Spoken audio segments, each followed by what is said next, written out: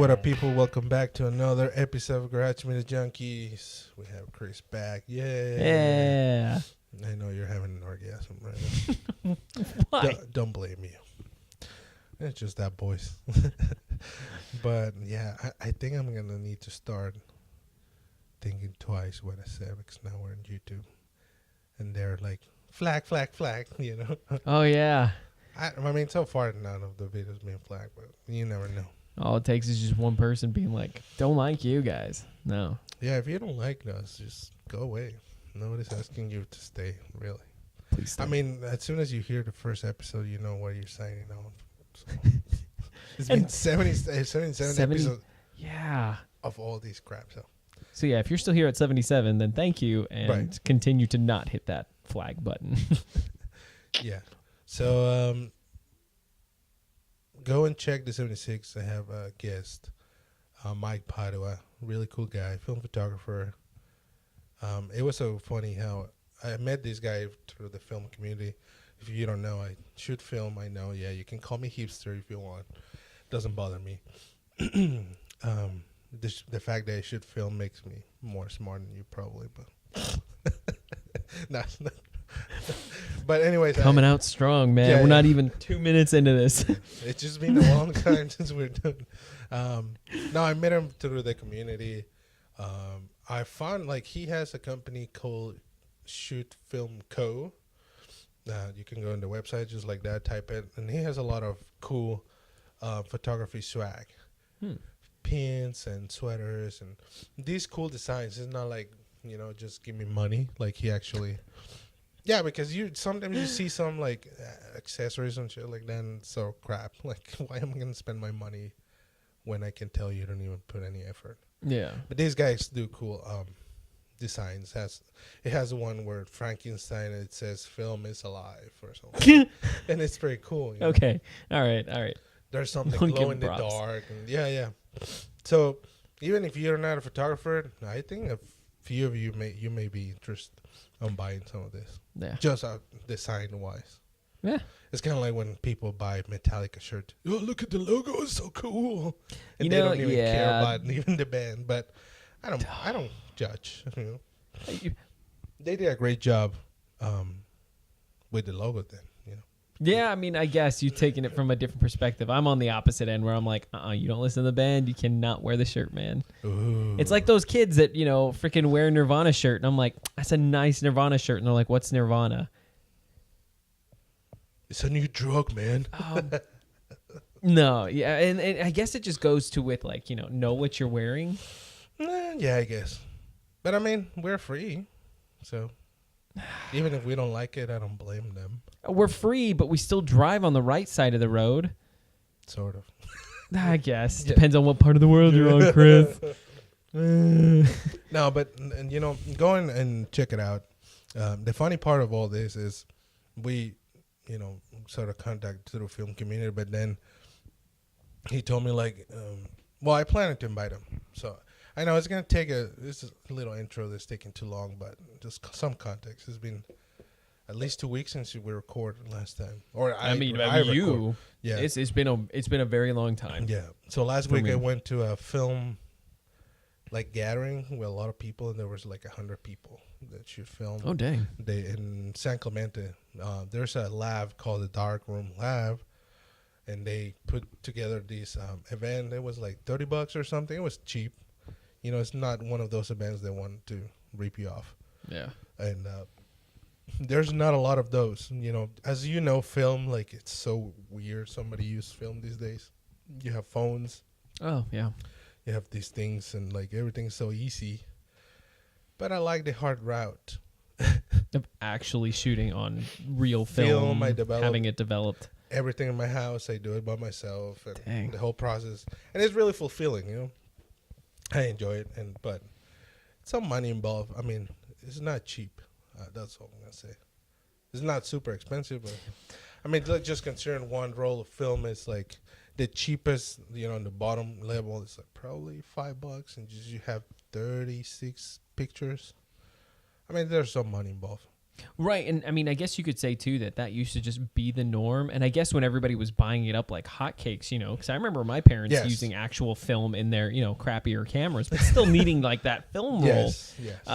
You would have to go out and get it. It just was like a fact of life. Yeah. You just needed more. It was like batteries.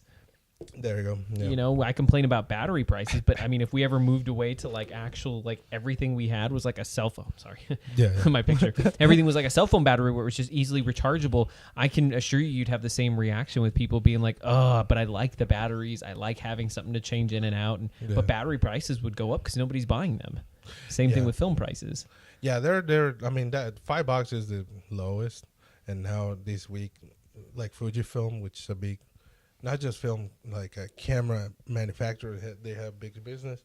They raise the price because, I mean, as much as we like to think a lot more people are coming back, they're not enough to sustain. Not enough to sustain, but they have a passionate user base, and so they know that you're going to buy it. Yeah, exactly. So they're going to jack them up, especially if you want high. So, it's not something you can skimp on either. You can buy the cheap film, but it tarnishes your pictures. It's just a different look. But yeah. I mean, there's people clearly. I think there's one of the difference with film. It's like maybe somebody really actually liked the look of that film, and it's genuinely. Because with film, what you picture you take, that's what you get for the most part. You can do some editing on the darkroom. I think there's a episode with Carla, my friend. It's a photographer too, and she was the one that likes to take pictures of people's butts. Yeah. Hey, shout out to Carla in the butts. But she explained us a little bit of that. You can play with the light in the dark room to make it bright or whatever. There's some adjustment you can do. Dead flowers. She took pictures of dead flowers too. But for the most part, you buy film because each stock has their own unique look. Whereas, with the phone, it's like, oh, I'm going to put a filter. But to me, it doesn't look even close to real film. Right. So anyways, I went all the way around to come back to full circle with, I met Mike, I met his products, I talked to him, and then I knew he was coming to that gathering event, and also I meet some other cool people in there, and I just, I asked him, I wasn't expecting he'll say, oh, sure, yeah, I can do it, and oh, yeah, dude, I dig your podcast, and I was like, what, do you hear it? Sure, I like your podcast. Wait, what? Yeah, he listens to the podcast. Sorry. He listened to a podcast and he was excited, oh, sure, I'm a gamer. Yeah, I like all this shit. No way. Yeah. I don't believe you, Mike. Yeah, it has a PlayStation, Nintendo Switch, and all that stuff. And, it was cool to know that he liked it. I kind of was a little bit concerned that he listened to podcasts. I don't know what kind of prejudgments.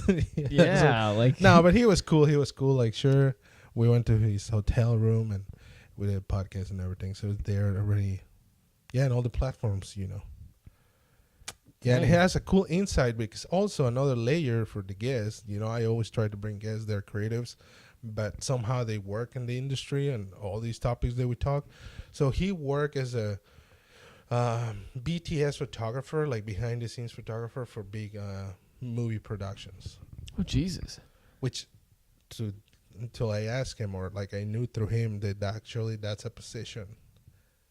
On movies, you just hired a specific photographer. He's gonna take pictures of the movie and the behind the scenes. Right, stuff. Yeah, because there has to be a separate film crew that's filming everything else, especially when they want to do those documentaries or things those 15-minute snippets that air on HBO and stuff. Yeah, but that's just the photographer. But a lot of people assume that whatever photography you see on the magazine and stuff, there are stills taken from the videos, but it's actually a photographer that's working there just for that. Crazy. Yeah, and it was fun because he also, he didn't mention names or anything like that, but a little bit of, he was talking about some of the actors tried to school him about, with some attitudes and stuff, which is normal. Some people will do it. So back in the day, there was some actors will tell the photographers, I want to kill some or some of the frames, meaning that they will cross the pictures they didn't like no, I didn't. Yeah, that's common, yeah. But it was interesting to hear all these stories behind that work in particular. That he worked in productions and stuff. Now he's more low key. He works in, he lives around San Francisco area, and he has the store, and keep doing his photography work. But he's a cool dude. Awesome. So there you go. That's a cool guest. It was also a while since we have a guest though. Yeah, it has been. I think the last one was technically it would have been Stephanie. No, the last one was Clay and his friend Chloe. I forget that other name. But yeah. Anyways, it's been a long time since we have guests, and finally, so enjoy it. But today, for lack of topics as always, we kind of have one, but I kind of want to land it better. Like, it's kind of broad, and sometimes that kind of hurt the podcast because we kind of.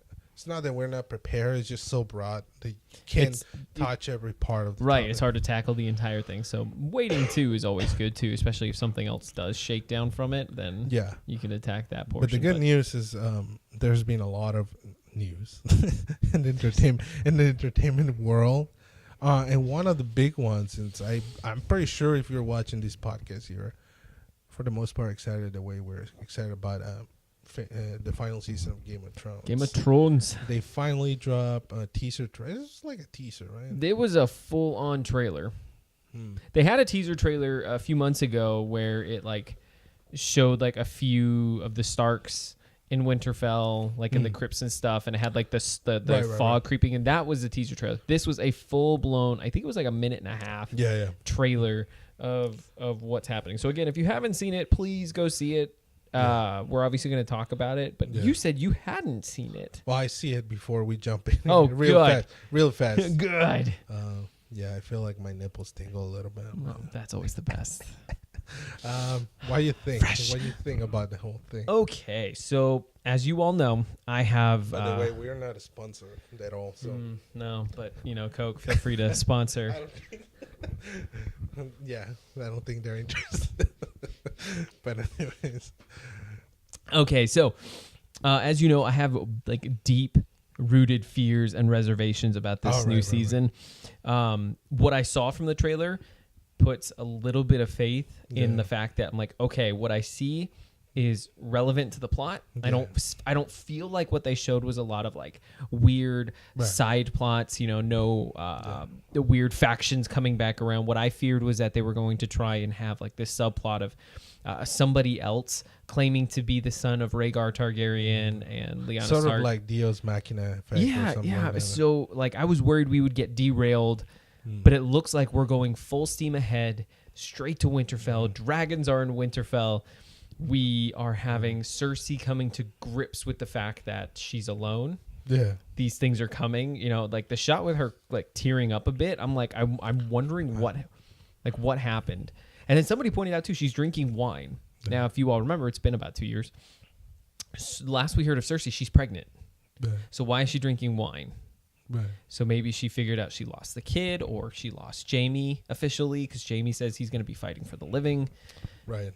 I mean, there's a lot of stuff in there, and with 6 episodes, we have zero time to.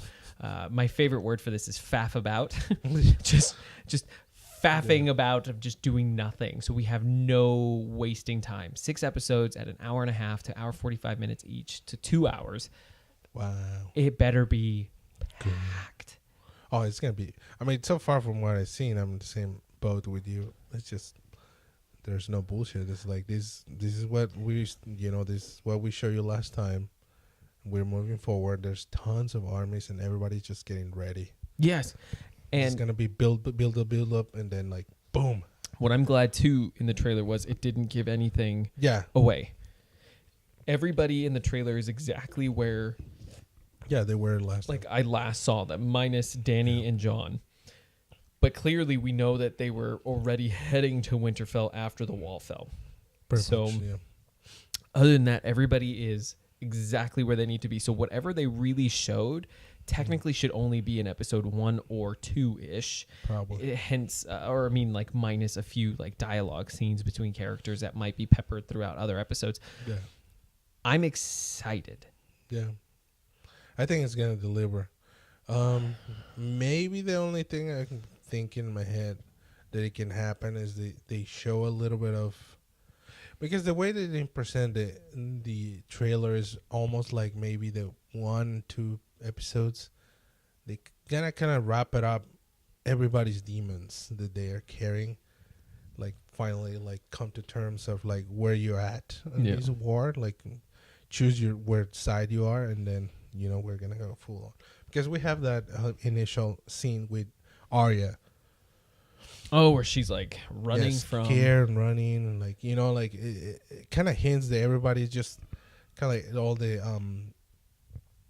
what's that word? All the I forget the stupid word, but like all the pieces are moving towards like they're gonna set it up people, like they're gonna forget about all their demons and everything. Oh, you're saying everybody's gonna put their stuff to the side to right. Finally, like together. they come to terms like I'm standing in this position on this situation. I think now the only pieces that are left have already come to for the most part that grip. The only person that's still in opposition is Cersei and Jaime to some extent. Right. And I think that once Jaime, and we called it last time, I mean, most people called it, but like once Jaime makes his way north to carry out Cersei's plan and sees that they're not lying and that this is a giant war they're not going to win, that Jaime sides with the Starks and the Targaryens, and it's going to literally be, I feel like Cersei will never be on the side of the living.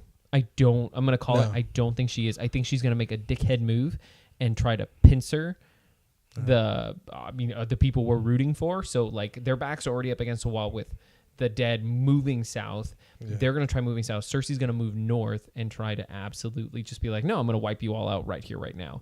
And I think she's just going to get her comeuppance right then and there, and nobody's going to help her.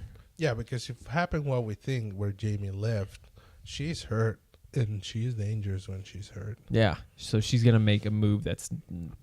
Like maybe she's going to... everybody's going to be sort of, worrying about the north, and she's going to just come back from south and hit them.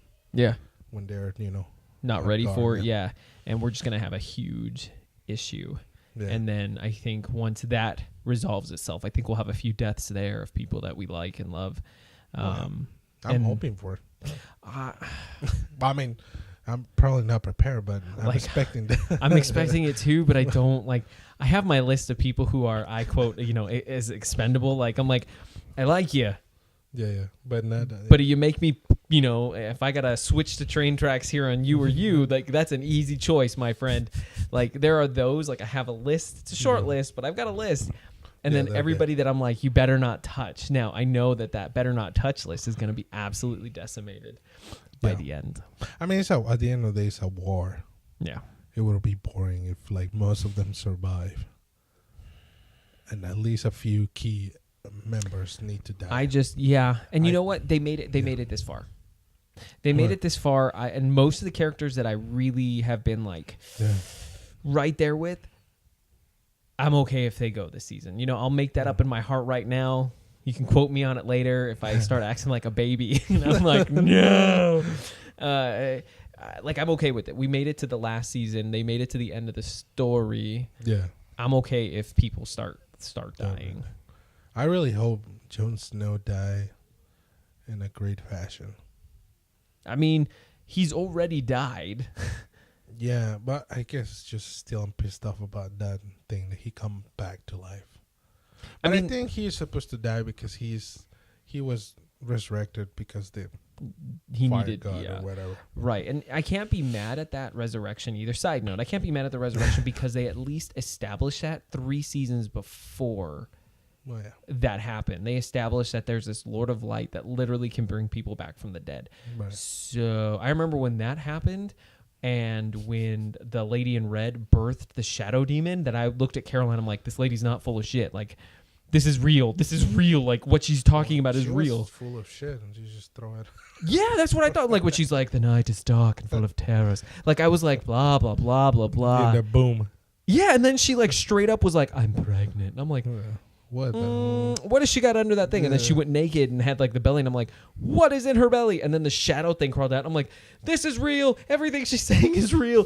Fear this woman. Right. That's when my head, I was like, there is some truth to this craziness. And so when the dude brought the other dude back, I was like, And so when John died, that's the first thing that went in my head. I'm like, the Lord of Light. Yeah, wow. And I know you're just like, make a decision. If you choose to kill somebody, they're dead. Yeah, but I mean, I'm not that mad anymore, but I think it will add to the story. Because he's still, till the end, because of him, people is following him. Like, he's truly the leader. Yeah. And if it's a massive war, which is, like, they keep saying it, like, oh, we may not survive, or it's going to be super tough. Just I want him, I think it will add that extra layer to the significance of all these, like, event. Right. And the thing I liked about John, too, even as a leader, is that he's not a traditional leader where he's going to sit on a throne somewhere and just command. No. You see it in every battle and every ranger mission. Like, he's out there. Yeah. Even when people are looking to him for answers, he's like right there on the front line. Even in the Suicide Squad episode where they go out. That was actually a good Suicide Squad, not like fucking Suicide Squad. Not like the actual Suicide Squad. But I don't know. So season 8 is coming up. 6 episodes. April 18th? Yeah. So almost a month away. Month and a week. I don't know what I'm going to do after that. I don't have a lot of... I mean, it's a lot of great content out there, but I don't know. I mean, when you think about it, it's almost an end of an era for Hugo and I, because that's literally what brought us together initially. True. That's true. You know, besides Nicole and I working together and like geeking out. It was. I mean, the reason we gathered is because we watched an episode of Game of Thrones. Like, you know, so yeah. Well, maybe we should get that Game of Thrones hat too. Game of Bros. Yeah. We're together forever. Can be like infinite with like some, like with the 4 heads of the shields of the families around. Exactly. Yeah. No, so stupid. People be like, "What the hell?" It's for my bro. Oh my god. GOT bros. But yeah, let us know what you think of. What are your expectations, or what you want to see, or what you think is going to happen. I still think there's going to be one tiny extra surprise, but then that made me scared because then I think about what you say a couple podcasts ago, that they're going to come out with some, bullshit. Some bullshit side story that they try to throw in there to make us like, ooh, we're giving you deeper lore, deeper this. I'm like, really? I'm done with it. Yeah. We need to finish this story. Pay off everything you told me you're paying off, break my heart into 1,000 pieces, and just let me sob. Don't take away my... I'm going to put that on a shirt. Break my heart into 1,000,000 pieces and let me sob. I don't need anything extra at all in this last season. I hate that. I hate...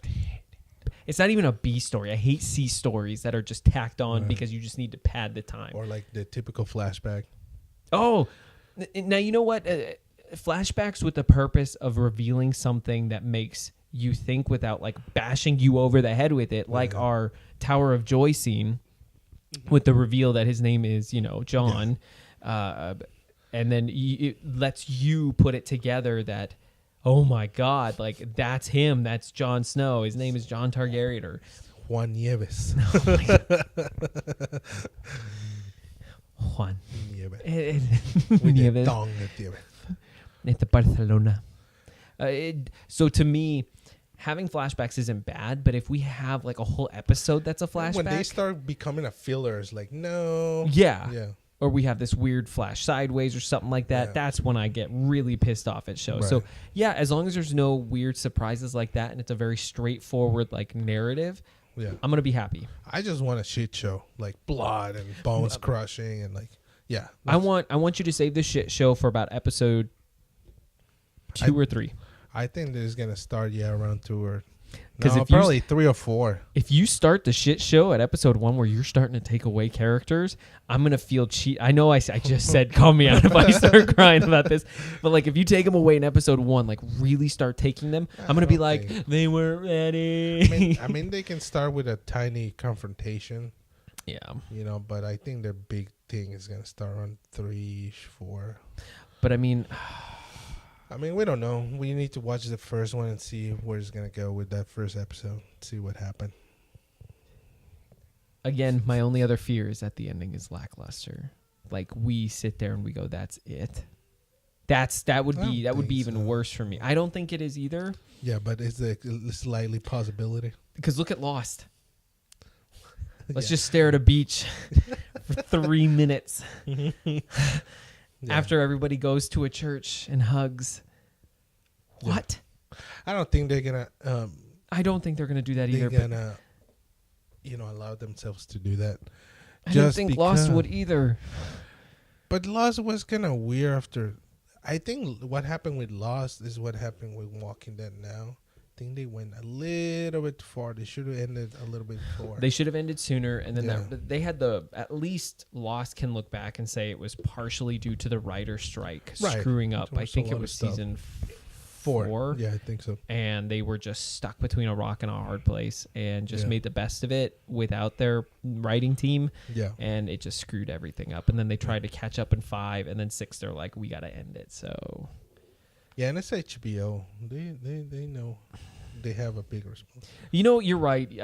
One of the best endings to a show. And I'm not saying the show was excellent, but one of the best endings to any show ever, because I think it's so hard to stick a finale and make it impactful. And it was 6 Feet Under. I don't know if you've ever seen it. It's on my wish list, and people tell me that there's good stuff in there, but I didn't have the chance yet. Okay, so I'm not gonna it's such a good ending that I don't want to spoil it. I don't want to talk about it, but I'm saying the themes from the show about death and about your family and about making the most of what you have and then who you leave behind and how it's all just happenstance. That series finale was just, I will say that's literally one of the best stuck landings for such a long running show. Now, I'm not saying the show was ever perfect. It had its bad seasons. It had its terrible episodes.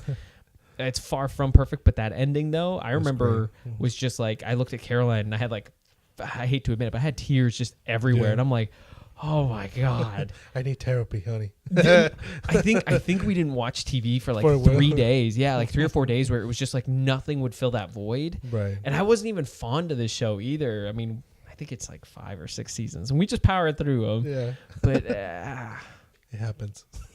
So HBO, yes, most of your series that you allow yourself to finish, because sometimes they just cancel them like Deadwood. Right. But I don't know, sometimes, that seems shitty, but then how many times we're talk dude, just cut it, it's done. So I think they have that filter where they know it's not that it's not that good, it's just people is not reacting as much as they hope, and it's well, we're going to cut it. Yeah.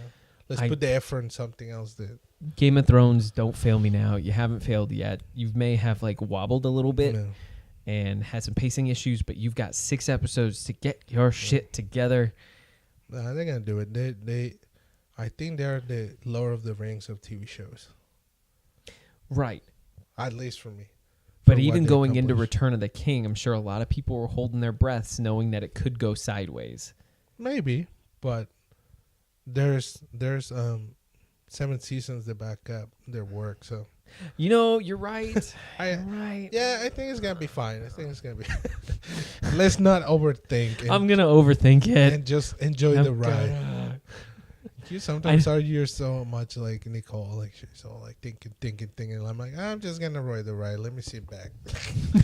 I'm gonna complain later. It's my job to think right now. Yeah, I have to. But no, it's gonna be great. I think their legacy is already on the table. Nobody's gonna take anything of them, and they are the gold standard now. They are, and I'm glad that they're leaving before their stay is unwelcome. I think this is a perfect time to leave. This is the highest point. I think if we had 3 more seasons of this, I think even I would be a little burned out, because that would put us at 8, 9. That would put us at 10 seasons. No, that was too much. The only other thing that's really gone on 10 seasons, The Sopranos. Yeah, and even and there was I think there was between 7 to 10, there was some stuff that was you run out of stuff, and even other things like Supernatural, which is on season 14 or 15. There are 4 seasons almost back to back where I'm what is happening? Why didn't the show get canceled? And then it picks itself back up, and you're oh, I enjoy this. but you're like, you look back, there's just too much. And then it turns people off from watching. Yes. Because I know my parents want to watch Game of Thrones, but they're like, it's too complex and I don't want to wait. Yeah. So they'll watch, but like had it gone like 10 seasons, I don't think my parents would have jumped in. Nah. I even hesitate to think that they'll jump in at 8. Yeah, it's just a lot to digest. 8 seasons. And it's like one of those shows where they have a lot of moving characters moving around, and it's like, wait, what was the name of that guy? Oh, wait, he's just like last 2 episodes and then it's gone or something like that. The show gets so much better when you have somebody who knows what's happening, and then you can pause it and you'd be like, I has questions. Yeah. Because I've had friends who want to get into it, and I'll watch like the whole first season with them, or at least be available to text, and they text me like, who is this guy? And they'll send me a picture, and I'm like, oh, that's so-and-so, who's the brother of so-and-so. And so having somebody like that lets you enjoy it more. Otherwise, you're sitting there going, who's this? People is complaining. I bet there's an app with all the info that you can, almost like Destiny. You want to know more of the story? Click the picture here and you're going to know more. Yes. We're going to go there in a minute. Well, not precisely Destiny, but it's related to. Oh, okay. I want to know your insight. But anyways, I think we're going to leave Game of Thrones from there just because I think that's enough Game of Thrones for us. But now let's jump to beta games because there's been a lot of movement. We have new Pokemon announcement. We have Xbox Live going to Switch apparently. And then we have something, the Battle Royales, as we know, they're like the norm now and they make so much shit, a lot of money. But let's start with Pikachu real fast. What was your impression for this franchise that it seems like it's one of those... it seems like the developers are comfortable with they are, and they, and on the surface seems like they don't want to evolve or like move forward. Oh, like they just do small steps. You know, when a lot of people is like to burn that already. So Pokemon obviously was what is it? A Japanese RPG, and it. Yeah, obviously came to the United States. For those of you that don't know, came to the United States like 1998. No, 8. No, 1998. You're right, it was 1996 in Japan, and then slowly worked its way over to America. And basically, it was always made to be an entry point for an RPG, meaning that it was meant to be some... when I say entry point, it's a rock, paper, scissor mentality. That rock beats paper, paper beats scissors, scissors beats... Or whatever, however it goes. Right now, I can't think. Either way, it's like, fire beats grass, grass beats water, water beats fire. Yeah. It means there's a small mechanic to make There's more, but that's basically it. That there's no one thing that's better than everything, and everything has a weakness, and everything has a strength. Right. That's the main purpose of the game. If you have electricity, it will beat water because water conducts electricity. If you have electricity, it won't beat rock because rock won't. Yeah. I mean, for parents, there's a logic. And it's not just like the fucking monsters there. Like, there's something behind every single characteristic of them. And if you don't believe that, like, it actually forces kids to think. I mean, I was just, right before we hit play, I was down there with Hugo's son. And he was telling me, this is a water type. And the water type is strong against the fire type. Like, you understand the mechanics of it. And you can start developing strategy at that age. And that's what Pokemon is an entry-level RPG game. Yeah. So you're able to make this team. If you wanted to make a whole team of fire, you can. You want to make, but you're not going to win. Right. So you need to have balance. What Hugo, I hear what you're saying is that they don't improve or they don't try to introduce. I'm not talking about the mechanics. I think the mechanics are fine to me. Yeah. I'm talking about now you have a console. I mean, it's not a PS4 and Xbox One clearly, but for a long time this game always was released on their portable console. Then in the Game Boy, DS. That's how we know the game. It's always been playing those consoles, and then they never made it to the big Nintendo and Super Nintendo. If they did, it was more of like a stadium game. So it was like have quick battles. There was no campaign. It was just like you get to pick from a roster of like 20 Pokemon, pick your 3. And then you battle the computer or you battle your friend. So now the developers for a while, they feel the pressure, right? It's just people, it's like bring the Pokemon to the big consoles, the Wii and all the stuff. Obviously not the Wii U because it didn't work. some people start feeling the burn. I really wanted to flip off the camera, but we're on YouTube now.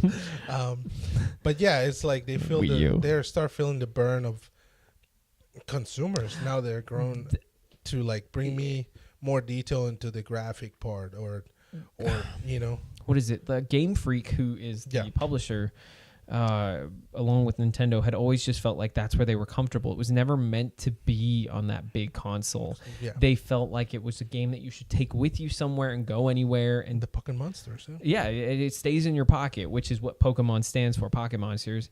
And I even remember as a kid, I said I would want an open world Pokemon game where I could just go out and do those things. And Game Freak always just said that they were just more comfortable with those 2D games. And then they slowly made their way to 3D with the 3DS or the 2DS. With instead of being like a top-down view of what you usually have, is more of like this like side view of third person kind of side. Yeah, it's kind of. And you could move around, and it looked really cool, and it looked like something that could have been on, like on a console, but it was just on your handheld, and that's what I thought. Like, oh, this is as good as we're ever gonna get. What I was thinking, like as a kid in my head, what I technically wanted Sword and Shield to be when I heard that there was Pokemon for Switch. Think Breath of the Wild, but Pokemon, and there will be like these big randomized pop-ups of Pokemon. That certain Pokemon are only in certain areas, but having a map that's that big and having the ability to go, and you're walking through grass, and you know, you don't need to see them, but like if you trigger it, just like in the main series games, you'll go into battle, and then you can battle these things with your Pokemon. That's what I was hoping for. So I agree with you that we didn't really jump forward. The graphics look a little bit more polished than they do on the handhelds, but they don't. It doesn't feel any different. I think they played kind of safe from my point Yes. of view. If anything, they took the formula of Let's Go Pikachu and Let's Go Eevee and said, "Hey, look, this can just work." Like mash it. Yes, it's a hybrid of the typical gameplay in the Pokemon Go, and I was with you. Like, take a little bigger risk, especially because again, this game finally is coming to the main console, which I mean, you can argue it's just a portable console, but whatever, that's their main console, and that crossover never happened before. Yeah. So bring something big to the table. I mean, I still like it, and probably when the game comes out, I maybe get a Nintendo Switch just for that game, and that speaks volume of how much we like the series. But it's like, and it really is. It's a big thing because I keep telling Caroline, because I think when Let's Go Pikachu and Eevee came out, like I initially was okay, like not getting it. Then I kept seeing more and more like gameplay and video, and I'm like, yeah, exactly. I kind of want that. Like I want that so bad. And Caroline was able to talk me out of it. And then when I saw this, and I was like, I need it. I want it. Yeah. So I've already got like $200 saved up for like a Switch. So that way, when it does come out, I'll have a little bit more saved up. That way I can just throw money at it. And hopefully, you were saying last time, the Switch might come out with a better or less expensive version. That's true. And that way I can maybe pick it up as a bundle deal because it's supposed to come out like for the holiday season, and I'm hoping that it has November-ish. Yeah. So I'm hoping to pick out one of those at that point with some of that money because I do enjoy the main series Pokemon games, and then I could go back and also get me some Breath of the Wild that I never got to finish. Right. I just don't judge people. We're like grown-ups, like 30-year-old grown-ups who likes cartoons, so we don't care. I just spent like 40 minutes with his kid down there talking about Pokemon. And I was the happiest I've been in a while. I was like, yeah. But I think that's like the part that we like about Pokemon is like now my kid is grown up, and now we connect through that. When you think about it too, we're the first real generation that gets to experience that. I mean, video games in general. Yeah. But when you think about it, when you were a kid, the reason you like Pokemon was, it was really tailored for you that this, once you turned a certain age, you could be a Pokemon master. And you thought at being that age, you're like, I am on the forefront of this frontier. Like, that's me. It's talking about me. Yeah. Then you grow up and then you have kids of your own who then reach that same age and are like, hey, Dad, I love Pokemon. Yeah. And you're like. And just to show you like the level of, how compelling this, I guess, video game or franchise it is. My wife doesn't care about video games. Remember? Or like a lot of geek stuff that I enjoy, and she started watching because now my kid watches the show obviously, but she will turn around from time to time, and then she got hooked. It's just like, oh, I thought it was like these dumb like creatures, whatever, but like the whole message of the show and the franchise is like friendship and caring and love. Yeah. Even though your Pokemons are your beat the shit out of the other guy. Yeah, exactly. But friendship and love, till you got to win. Right. But yeah, I mean, the whole point is just that the caring and loving of these creatures. I think that's cool. You know, and especially that you liked in order for a Pokemon to get stronger or better, you have different ways. But like in several chapters, there's these Pokemon trainers. They will just be mean to their Pokemon, like, oh, you need to get stronger and whatever. And they get stronger, but they're more like, they seem like more like robots. Whereas, you know, Ash with care and their love, their Pokemons are loyal, and then, you know, you can tell the difference of how they act. So that's cool, you know, for a kid to see, like, oh, you know. Right, yeah, and you can easily transition that to also friends. You can command your friends around, but they're not going to be loyal. They don't really care. Exactly. They'll give you, like, flat answers. Right. And then somebody you really do love will do anything for you. Yeah, in general, a lot of anime. Yeah. As violent as it looks sometimes. there's usually a message of, like, friendship or love or, like, loyalty. Yeah. So, it's cool. Bakara. Oh. Nandeskedo. Nani? Nani? And so for Pokemon, Sword and Shield is a new one. Or apparently, Mexican newspaper, also there's a version that's called Pokemon Gun. So, really fast, so we can come back and track. Wait. I'm sorry. Somebody make a third fake logo. Okay. With Pokemon Gun, and it's a gun with the dragon thing, or like the lion. Yeah, the little, And the Mexican newspaper thought that was real. You know, talking about fake news episode. And they just posted on the newspaper in the video game section. You know, soon, November, you know, your kids are going to enjoy this game. And there's like shield, sword, and then the bottom, the gun version. For those of you that don't get what the hell is happening, Pokemon usually get released in groups of 3. So you have like red and blue was the first one, and then they had yellow version, and then you have, you know, green, gold and silver. Green was released in Japan, but they had no blue. True. So, but they were like in groups. So, and then the second generation was like gold and silver, and then they also released crystal. Right. So there's a lot of versions. It's like an addendum version. It's like an ultimate version is usually that third version. Yeah. And so having things like it was like X and Y, and then you had Z, or it's so there's weird. a mechanic that coming back to the first interaction with the game, they also stated that the only reason there's 2 versions is because people will choose like, oh, I want the red or I want the blue, and then through these cable, remember 90 something, there was really online stuff wasn't. So you will need to bring your Game Boy with your friend at school, hook it up. Shout out to my friend Mondo. I mean, he can remember we would sit at his house and just like trade Pokemon. I had red, he had blue, I had the Charizard, he had the Blastoise, but like in my version I could never get a Sandshrew or a Sandslash. And I remember he was like, oh, it's like my favorite thing, and I'm like, why? I don't understand, because I never saw it. And so like to be able to give him something that I had in the red version that he didn't have, and to trade and finally get to see what a Sandslash was or a Sandshrew. That's what I mean. Like this, who was saying it was like the old school version of like making, like playing a game online, but just to connect your Game Boy with like physically, it was a gnarly plug too, and you had to special order it from Nintendo. It wasn't like you go down to the store. Right. I put my allowance money in an envelope, and I sent it to Nintendo, and 3 months later that came back. It was 3 months. 3 months, and then people complains about Prime. Oh, today is too long. Yeah, I remember checking the mail every day. Oh my God, I sound like an old man. I check the mail every day, sometimes twice a day. And so like, but Mondo and I would trade these things back and forth, or that's how you used to battle. Other than that, you couldn't battle your friends, but that connector cable was everything to me. You will like make these symbiosis things. So hence the sword and the shield version needing a third addendum version, which is gun. Says like, oh yeah, gun too. God. Yeah, so idiotic. But anyways, I mean that's genius, but it's like, come on.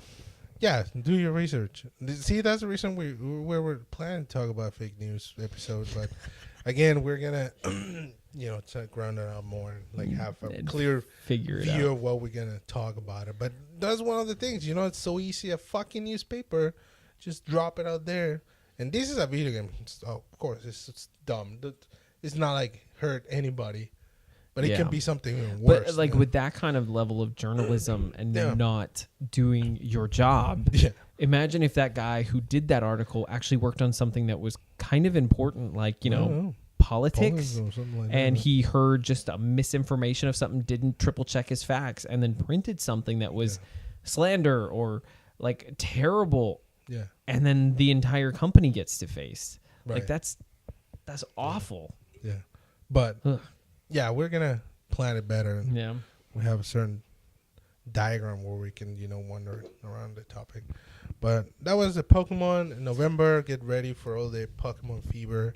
I promised that one day we're going to do a podcast in the Pokemon Center in Japan. I don't know when. Maybe when we have like 60 years old. Like, episode Pokemon 250. I'm calling it right here. 250. Nah, it will be like 1,000 or something. But yeah. I don't know. It's taking us like 2 years to get here. 2.5, almost 3. That's true. And we're not even at 100. We're getting there though. Yeah. Get ready. But let's jump to something also that caught my attention in the video game world. And it was Anthem. I think we talked about a little bit about this before. Yeah. And the thing is, it seems like EA is having a really bad time right now. EA is destroying themselves. Have you guys ever seen a picture of the Aurora Borealis? It's a snake eating itself. This is EA. Yeah. Just like, like it's destroying itself from the inside. But they promise.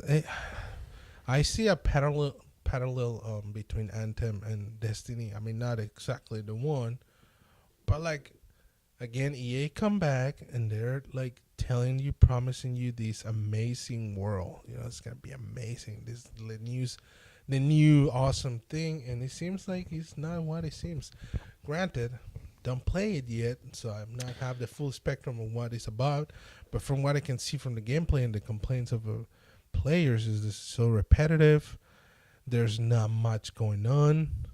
That's the reason I want to ask you, because you went through sort of that journey with Destiny. So with Destiny, you're right. What was promised was not delivered upon first release, but then the more you learned about like the developmental hell that it was in. Yeah. But the big problem was you couldn't update it fast enough with Destiny. Right. And then when they did, something else would break or something else. But the saving grace for Destiny was, even though it was repetitive and it was like lacking in some stuff, or it reused a lot of its same settings, the gameplay required you to make those connections with somebody else. Now, it would always partner you with somebody if you didn't have anybody. And it was fine. You got through it. The gameplay itself was fun, engaging, good first-person shooter. Yeah. What's kept me there was having friends in Destiny. And again, I'll bring up my friend Mondo. Like, I got him hooked into Destiny. And now it's just a way for us. Because, I mean, I forgot we were talking about this the other day. We were like, we've been friends for like 27 years. Yeah. It's a way for us to just still catch up, even though he lives on the other side of the country, as we mindlessly kind of run through this thing. And it's almost a testament to your friendship or your connection with other people when you can talk about something completely separate than what you are physically doing on killing monsters. Like, yeah, man, killing monsters. But we're going through phases, very complex phases of like, okay, I'll take the left side, you take the right. But we're not even talking about it. We're talking about his job, working at an IT job, or my job, working with kids. And all of a sudden we're almost done with this huge layer. And then we're done. And I'm like, oh, that wasn't so bad. Yeah. That is what makes it worthwhile. And then, so Anthem, as you were saying, is having a lot of problems. The same ones. The difference is the gameplay is not rewarding. With Destiny, you play the higher tier stuff, which is hard. And I can, I wish like a witness of that. I played for a little bit, so you did, and you were getting there. Yeah. But that's the other thing. They both require a large amount of time. Yes. And play. So when you do hit that max level or that max area where you get to the end game, you want that good loot or at least a roll at the loot. And that's the problem with these games is RNG. You don't always get it, but you would like another chance at it. So you do it again.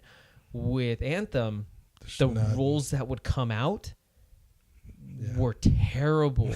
Like the rewards, you were just like, this is nothing. And then when you would get something good, you're like, that's it. And then there was a bug in Anthem where it started to reward people with the right stuff. And everybody was having a lot of fun with the game. Yeah. And then they're like, and then EA goes, oops, our bad, and turned that switch off. And it went right back to what it was. People hate it. Yeah. And so I was tempted to actually go out and get Anthem because I think it looks great. I love the suits. Who doesn't want to fly around like Iron Man? Yeah. And then to watch everybody just complain, and then to have EA go to all these reviewers who were saying honest things about it, and then banning them from the game. Yeah. What? Do your fucking job and, don't complain about people. Complain about your shit. It's buggy, it's bad. It's $60 also because I throw the Battle Royale. Yeah. And you can say whatever you want Battle Royale. It's free. It's free to start. And if you work hard, you may, have some rewards. Or you can pay. But you have the choice. You have the choice to pay. And with Battle Royales, it's about skins. I don't always agree with changing the skin of what you look like, but I'll take it because it's not paying to win. That guy didn't just pay $30 to get the best gun in the game to just slaughter me. Star Wars. Yay. Look at it. So this is a John who paid for like the $100 version and got Han Solo's blaster, could map me from across the way. And I'm like, what? That pissed me off to no end. Yeah. But even games like Anthem, when you want better suits or different suits, like to pay more money for those, like that's where I have a problem. Right. And it would charge, even it's, what do you call it? It's a microtransaction store was really expensive. Yep. So not rewarding gameplay, a buggy game, full price, plus all these heavy microtransactions led to this, and then obviously bad PR with your influencers. The community, yeah, like it has a terrible relationship with its community right now. And then I even read some reports that it's been destroying PS4s. Oh yeah, like bricking their system. For if you don't know what bricking means, it like flatlines it. Yeah, it basically turned your console. It's too much to handle. I mean, it fried it. Yeah, basically. So yeah, just and then they go, oh, the fix to this is you just have to download it digitally. Right. Don't have the disc. And I'm like no. I bought the disc. I want to play with the disc. And not only did you buy the disc, but it broke your PS4. They're like, we'll send you a new disc. And you're like, what? Send me a new PS4, bitch. Yeah. And so that's my big problem with Anthem is there's no accountability. It was a good idea. Terrible execution. Bad execution. I mean, Destiny was, we can say there was a bad start, but they managed to recoup and But here's the thing though with Destiny, you fooled me once. Right. With Destiny 1 and I bought into it and you played it and I'm like, this is amazing. By the end I was like, this is a really good game. Right. Destiny 2 came out, I was all on board, and it's almost the same goddamn story as Destiny 1. Not like the actual gameplay, but like terrible beginning, slow to build, correcting mistakes, having an amazing third expansion. It's like you didn't learn, fucking Bungie. But that's the thing, though. Was it Bungie or was it Activision? Well, at this point, we don't know anymore because there's now bleed and all this stuff. Split. So. Which means that this is the first time we get to see whether who's really to blame for this. Because Bungie keep the rights, from my understanding. Yes. So yeah, you're right. We're gonna see what. Because if Bungie puts out a turd or can't deliver, or whenever they do make Destiny 3, if they do at this point now, but whenever they do deliver that, if we run into the same problem as before, I do think that I'll be done. Yeah, because I can't do this for another 3-year cycle of just like slow build up, watching all of my friends like talking them into it, buying in, and having them all go. And it's like $60 the entry price, plus all the time that you invest in the game, because not a game that's like Resident Evil 2. It was like probably 8 hours top, and you're done. you know. Right. And then in 4 months, the game that you bought is halfway incomplete now. Yeah. Because then the first DLC will come out. And then in 3 or 4 more months, now it's even more incomplete because there's a second DLC. And then by a year mark, you only have a tiny fraction of the game for $60. And then you're left like, well, shit. You're almost better off just waiting the 2 years, buying the Ultimate Collection that has all the DLC. Which what I did when you recommended me to play was like, oh, I just look at all this stuff I have to play with. Motherfucker, you have already. I think I did the math for you too. It's in another episode, but I was like, I paid the $60 for the game. I paid the $35 for the first season pass.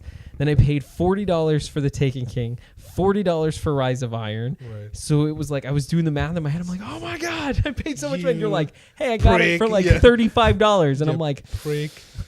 It's kind of like a Street Fighter. Just wait for the ultimate version.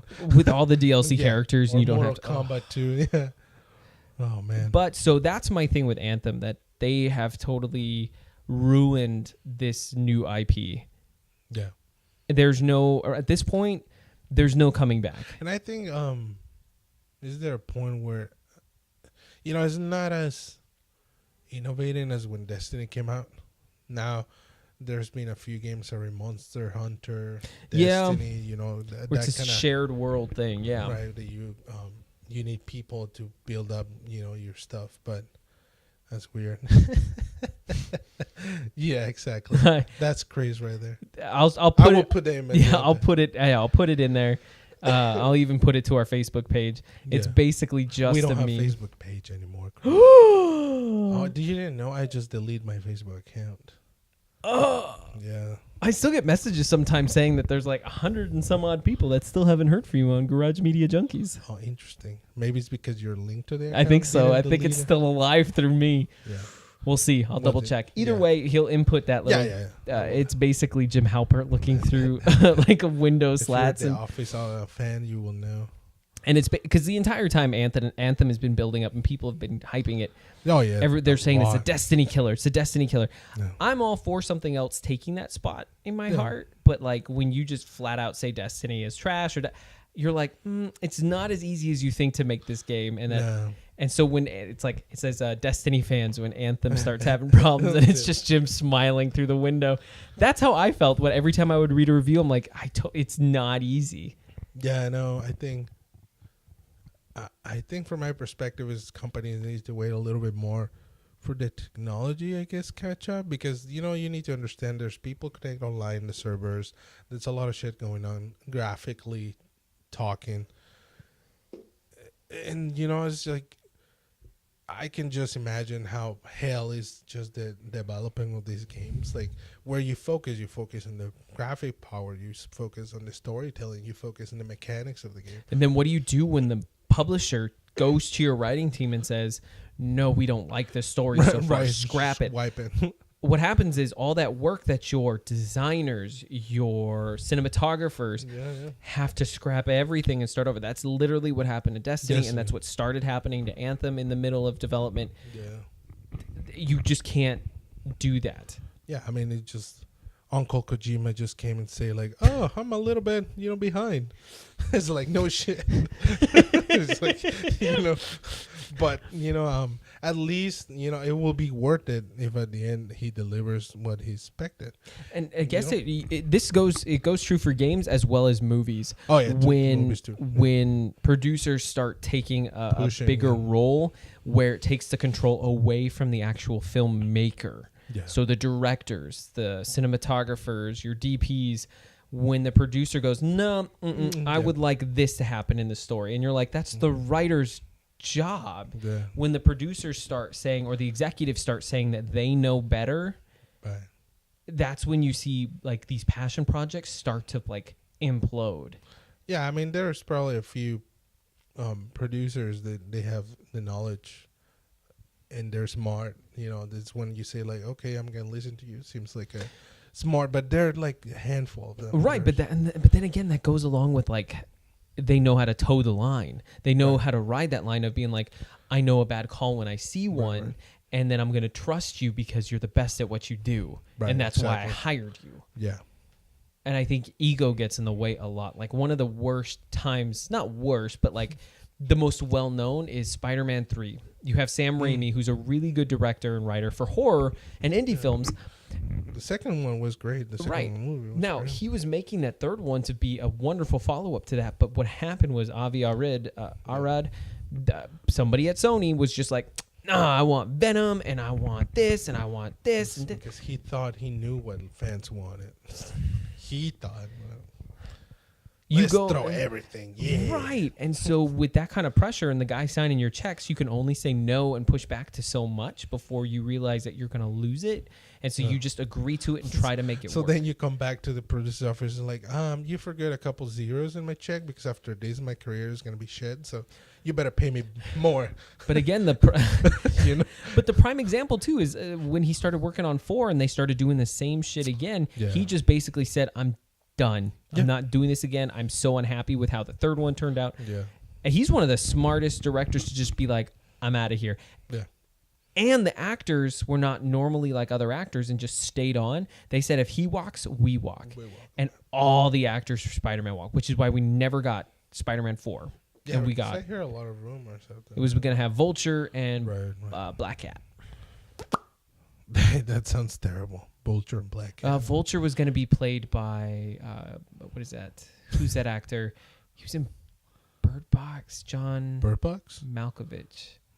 Yeah.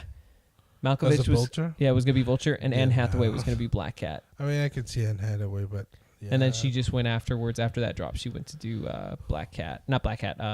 Catwoman. That was a good call. Good job, Christopher Nolan. But I think we're gonna leave it there for now. It's just, I mean, we can keep going, talking about all these issues, and there were more topics, but we don't want to extend that long, I think. So let's jump. I don't mind. You know me. Let's jump to what we're watching or playing. Ooh, that's Park in the Ice. I know, because I finally got to watch something that I'm pretty sure I didn't recommend this the last time because it's been a few months and I just recently watched it. Don't worry, I recently repeated and then I remember. Oh, I repeat. Oh, well, what maybe a double recommendation. So I watched The Bodyguard on Netflix. Kevin Costner? No. So I think it has Rob Stark in it, the guy who used to play. I don't remember his name. Yeah, I know what you're talking about. One of the best written and paced shows. It's a lean 6 episodes. Each episode is anywhere between like 45 minutes to an hour. Yeah. And it I would say it loosely follows the Kevin Costner, Whitney Houston story. I thought I'd be singing that song through the whole thing, and my wife was like, "Please don't." But no. 20 minutes into that first episode, I had all of that was gone out of my head. I had so much respect for the show. That's great. It's so smartly written and so well acted and directed that the last episode, Hugo, I'm not gonna like I got goosebumps just thinking about it. There's this whole entire standoff at the end where you're like, holy shit, how is this gonna play out? Like my poor brain for the first time just let go, and I'm like, take me wherever you're going, take me. I have no control right now. Right. And it got so good, like I immediately started recommending it to people, and I recommended it to my buddy. He's like, oh, did you see that last scene? I'm like, oh my God, you watched it too. So to have that, like, I highly recommend it for you. Nice. It is by far and away the best show that I think I've seen all year. That's a big statement, Chris. It is a big statement, and the fact that it came out last year is even bigger. And I kept making fun of it every time I would see it pop up on Netflix. But that's my biggest recommendation. If you haven't seen it and you got 6 hours to spare here and there, it's an easy, clean watch. I don't know if they're going to do a season 2, but it is so well done that you will feel satisfied without feeling like you have this big gaping hole of like, well, now what? Yeah. It's such a good show. Highest of praises. Seems like they're not going to make another season. The way you're talking about it. It won a few awards too. No. I think it's in my list, but again, I have so much. So just like, what is it? The Kingdom is next on my list. Pretty good shit. Yeah, I can't wait. Yeah. So... video games? No, you're not playing that much?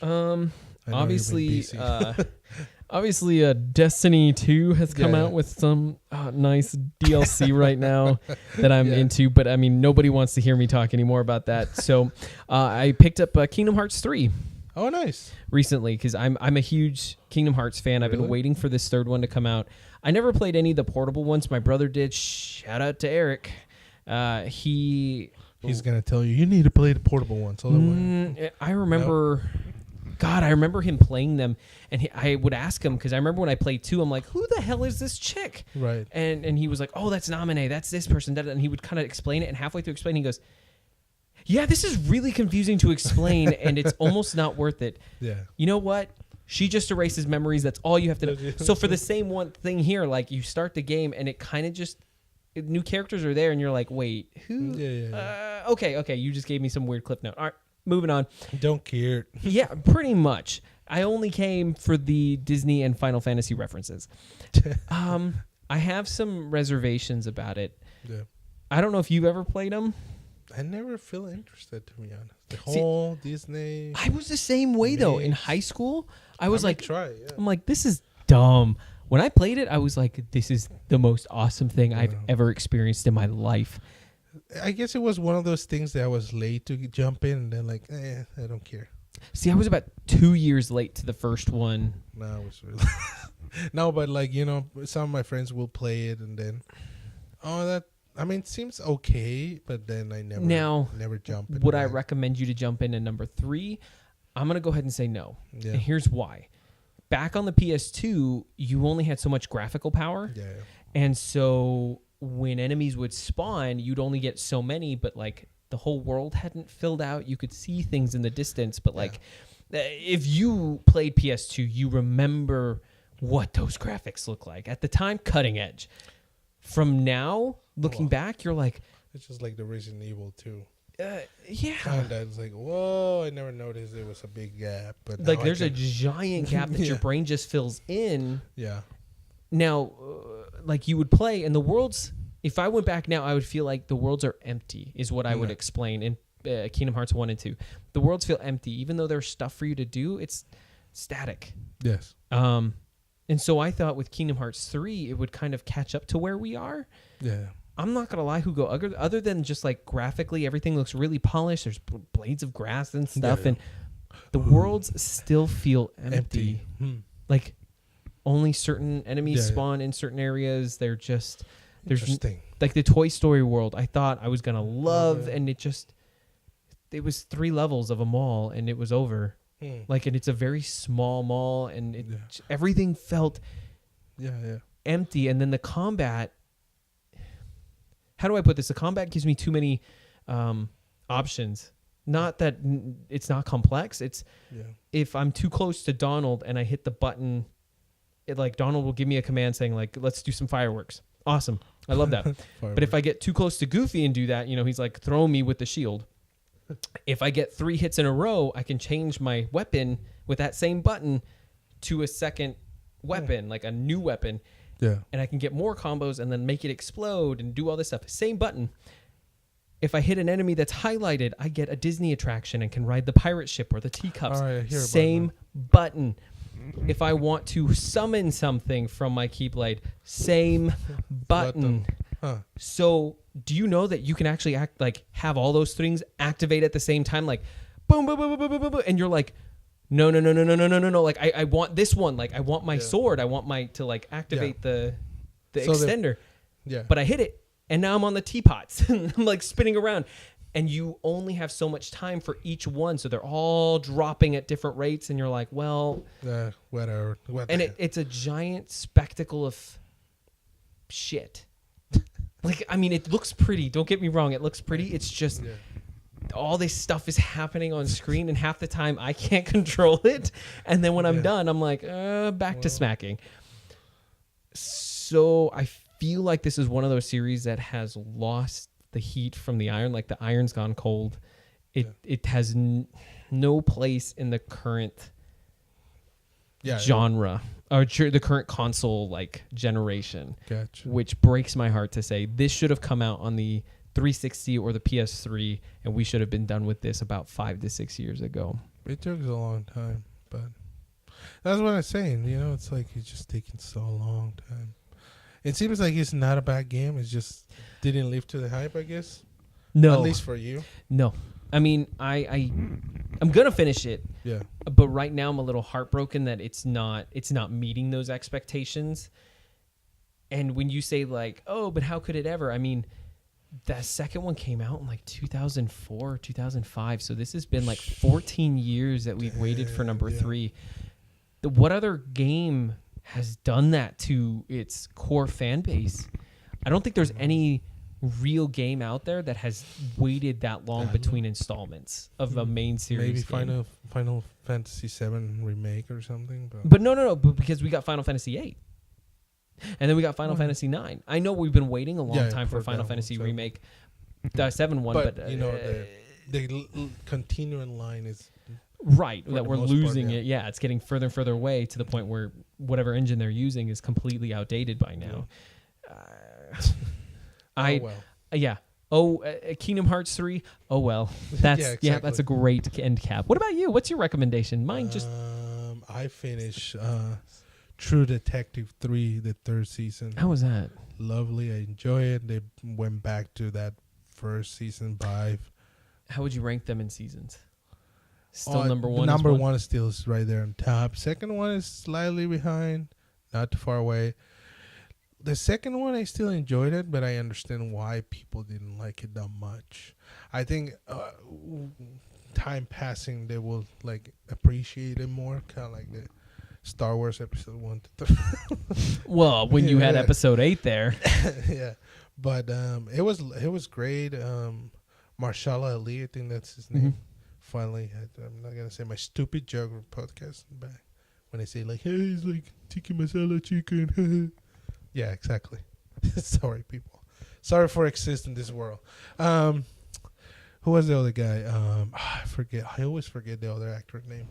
He was Frost in Blade, in movie Blade. But yeah, sorry, my brain. But yeah, it was great. They play a little bit with timelines, going back and forward. Really compelling. The acting is awesome. Well directed. The atmosphere they build. Depending what kind of what kind of endings you like, you may not like this one. It's not that they do a bad job. It's just I think people will expect something more grandiose. But I think that's director Nick Pizzolatto, creator and director. But I will find out. It's just focused more on the story of these the character Marshala Ali, where it's a cop and they're detectives and they have obviously that's the main reason the name True Detective. But he goes, Stephen Dorff. Yeah. Clean. Thank you for my assistant. That's the reason Chris here. Thank you. Yep. But you're going to enjoy it. If you enjoyed the season 1 and then you said season 2 was like me, then season 3 is going to fulfill more of the... So would you rank season 3 above 2 or below 2? Above 2 for sure. So it goes 1, 3, 2 for you. Yeah, so far. Just because the first one, it has that shocking factor that nobody expected anything, and it was so... I still know 0 things about it. You should watch it. It's graphic, and the cool thing is, and there's videos around YouTube that they tried. I mean, again, I can't say it's true or not, but apparently they somehow linked. There's a real cult group of pedophiles, really powerful people around America. And they touched to that in season 1 and now in 3 again. And, for me, it's so smart. The way that if it's true, the way that they unfold all this information behind a show, it's like freaking masterful. Christ. Because both are cases of pedophile groups or cults. So it's that dark and like nothing super graphic, but there's actually one scene on season 1 that there's really great because they never show you anything, but the way the actor portrayed the scene, and because they're watching a video, the guy, it's I forget his name. Anyways, one of the characters tell me, we find this, you want to watch it, but be advised, whatever. And he gets like so upset so much that he exploded and turned on the TV. But they never show you anything. They leave you to like imagine whatever you want. And it's almost much more powerful than showing you stuff, so. Right, yeah. Because what you'll make up in your head is... Yeah, Matthew McConaughey and I forget the other guy. Oh, Vince Vaughn. No, that's season 2. Oh, shit. With Colin Farrell. And then so... That's 2. No, it's the bald guy that's always in all movies. It was Star Wars, Han Solo, and then... Oh, Woody Harrelson. Woody Harrelson, yeah. So, yeah... highly recommended. You should watch the 3 seasons. I think you're not gonna waste your time if you like, detective stuff and thrillers. Yeah, we're definitely. It's really masterful. It's really, really masterful the way it's directed. But that's it. Games. I've been playing the Rise of Tomb Raider after I don't know how many years, but it's been fun. I love the first game, and the second one. I think they capture all the Tomb Raiders. Always been about tombs and bad guys and organizations. Better than the movie for sure. Way better than the movie. The Angelina Jolie ones? Angelina Jolie. I mean, I'm biased towards those. That's why I said it. Yeah, it's hard for me to say but it's crap. Yeah, it's crap with. But I like to consume that crap. Right. Angelina Jolie, boobs bouncing. It's hard to beat, especially when I was that young. So. It was super easy for me to say no to that. I was like, nah, it's a hard pass. I was in love, teenage love. So was my brother. There you go. He was like, that's what I want. Yeah. I think at the time, Lara Croft, Angelina Jolie was like, I think at the top of the sex symbol list and shit like that. Yeah, she was. I think for me, what definitely clicked that. I mean, here's a weird side note. The thing that clicked me off for that, I think I watched some award ceremony where like she was with Billy Bob Thornton, and then like they claimed they had like sex in the limo on the way there, and I was just like, but he's old and dirty. And you guys are just, sense, and I was just like, and to me in my head, I was like, that is not somebody that like I want to be attracted to. So in my head, even then after they broke up and she went on to do Tomb Raider, I was just always like, yeah. So like to me, she was never in that category. Yeah, I try to think. Oh yeah, I remember the first time I saw her. Yeah, don't worry, this is not gonna go that long anymore. We're almost done. I saw her in the movie Hacker.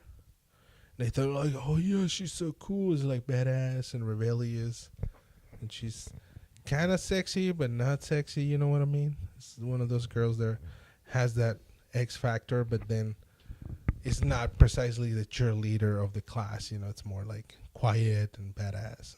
Right. So you like more of the like alternative girls. Yeah, it's like who wants a blondie from the cheerleading? I want that. But yeah, I think it was a build-up to like, oh, Lara Croft, and then I was like 13 or 14, and hormones are everywhere. So, the drill. I don't need to put I'm looking it up right now. Hackers. It's a cheesy movie, but it's kind of good. Oh man, she looks really like. Yeah, she looks different. But, but it has that kind of like sexy factor, I guess. Whatever that means. Yeah, exactly. It's like, ooh, yeah. You're gonna put a picture right here. Buddy, we are on opposite ends of the spectrum, my friend. Like to me, even if I saw this before I saw the Billy Bob Thornton thing, I'd even more so. I'd be like, nope. Yeah. I mean, I guess more power to you because again, I guess it makes her more, attractive to you because she's not trying to be attractive. She's just a stronger, independent person. Therefore, a more holistic character in a movie because you're not just into her because you're attracted to her. It all makes sense, Hugo. It all makes sense. We already established that before. So if you don't know, go to episodes. It's one of like a 20-something. I mean, thank God you label them. It's Crushcast. Crushcast. He already has even a folder with all my psyche written down and everything. That's crazy. That's crazy. Anyways, people, that's all the stuff that we're watching. Hopefully enjoy the episodes. Go to Instagram. We have the official GarageMediaJunkies stuff there. We try to fill it up with other stuff, but at least you can know when an episode is live. Right. Go to YouTube too. We have some gameplays here and there. We don't promise that we're gonna put a lot, but we, once in a while we try. If you want to see Chris suffering with Resident Evil 2, is like gold, pure gold. Just seeing that gameplay. I hate it. I was so mortified, and then yeah. If you want to see that, that's go fine. and see it. Yeah, same thing. GarageMediaJunkies. You find us. Subscribe and put the ring bell so you can have notification when we put stuff up. But that's it for this week. Thank you so much. See you into the next one. And adios. Bye, guys. Fuck you, dude.